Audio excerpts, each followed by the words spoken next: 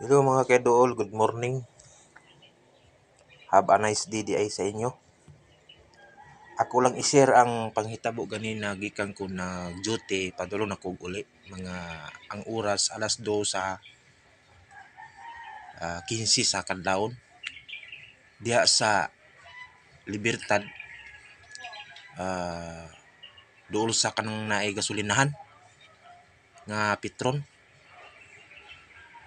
Ako nakita nga babae ming para sexy puti, way kataw-tao mingaw kayo.